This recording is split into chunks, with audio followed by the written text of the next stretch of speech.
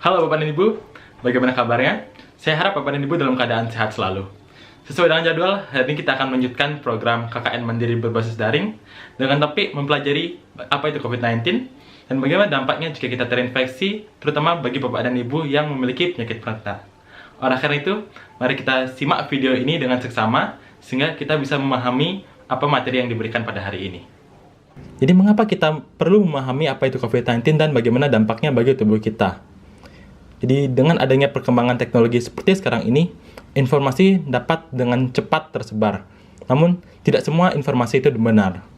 Dengan adanya materi ini, diharapkan Bapak dan Ibu dapat memahami apa itu COVID-19 dan dampaknya bagi tubuh kita secara tepat dan tidak termakan dengan isu-isu hoax.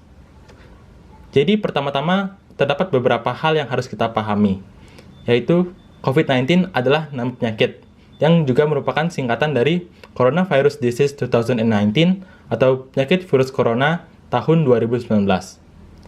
Dan COVID-19 ini disebabkan oleh virus SARS-CoV-2 atau Severe Acute Respiratory Syndrome Coronavirus 2. Nah, sebagai tambahan, mengapa nama virus ini adalah virus corona? Jadi, saat para ilmuwan melihat virus ini pada mikroskop, maka terlihat virus ini seperti memakai sebuah mahkota. Dilihat pada gambar, terdapat bagian-bagian merah yang merupakan sebuah protein di permukaan virus tersebut yang nampak seperti mahkota. Oleh karena itu, virus ini dinamai oleh virus corona. Sebenarnya, virus corona ini ada berbagai macam.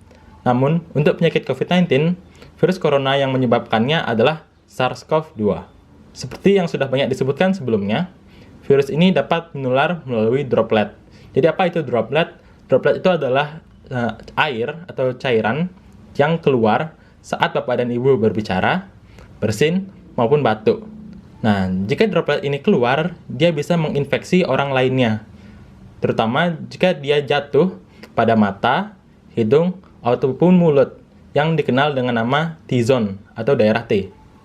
Selain langsung jatuh pada daerah T yang ada di badan kita, droplet juga dapat berdiam pada beberapa permukaan benda seperti latex dan aluminium, karton, plastik dan stainless steel, kayu dan kaca dalam waktu yang lama. Dan jika kita memegang benda-benda tersebut, lalu memegang daerah T kita, maka kita juga dapat terinfeksi. Oleh karena itu, mencuci tangan sangat penting dalam pandemi ini. Jika kita terinfeksi COVID-19, SARS-CoV-2 akan masuk ke dalam badan kita dan mencari sel yang memiliki reseptor AC2 atau ACE2 reseptor. Jadi corona ini seperti kunci dan gembok Bapak dan Ibu. Corona memiliki kunci dan beberapa bagian dalam tubuh kita memiliki gemboknya.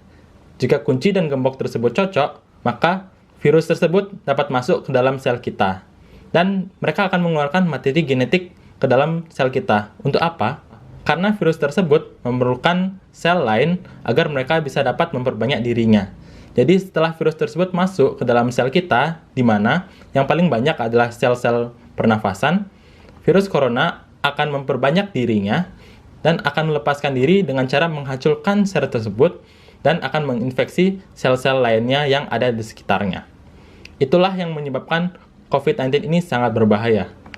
Oleh karena itu, sel-sel pertahanan tubuh kita atau sel imun kita akan menghancurkan sel-sel yang telah terinfeksi virus corona. Sehingga diharapkan virus corona dapat mati sebelum mereka memperbanyak diri. Namun, terdapat masalah karena virus corona juga dapat memanipulasi sel imun kita, sehingga sel-sel imun kita juga membunuh sel yang belum terinfeksi virus corona. Akibat dari infeksi ini, terdapat kondisi yang dinamai fibrosis paru, di mana jaringan dari paru-paru kita itu menjadi keras, sehingga tidak dapat berfungsi dengan baik. Oleh karena itu, orang-orang yang memiliki infeksi corona memiliki gejala penyakit pernafasan. Namun, jika terjadi kerusakan yang lebih parah, dapat terjadi penumpukan cairan pada paru-paru kita yang dapat memperburuk kondisi pasien. Baik Bapak dan Ibu, selanjutnya saya akan menjelaskan bagaimana hubungan antara umur dan juga penyakit penyerta dengan tingkat kefatalan kasus infeksi COVID-19 yang dimiliki oleh pasien.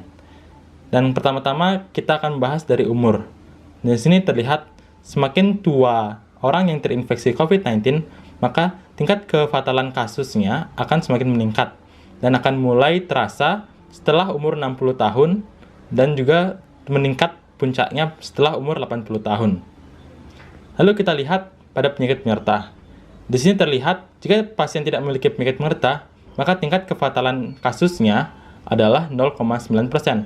Namun, jika pasien memiliki penyakit penyerta seperti hipertensi, diabetes, penyakit jantung dan pembuluh darah, penyakit respirasi kronis maupun kanker, terjadi peningkatan yang signifikan terhadap kefatalan dari kasus tersebut, terutama pada pasien yang memiliki penyakit jantung dan pembuluh darah. Nah, permasalahannya adalah manula yang berumur lebih dari 60 tahun dan juga sampai lebih dari 80 tahun sering memiliki penyakit penyerta. Oleh karena itu, manula sangat rentan dengan infeksi COVID-19. Demikian Bapak dan Ibu. Jadi, jika kita memiliki penyakit penyerta seperti hipertensi atau penyakit jantung, maka jika kita terinfeksi COVID-19, terdapat peningkatan resiko untuk infeksi tersebut menjadi infeksi berat.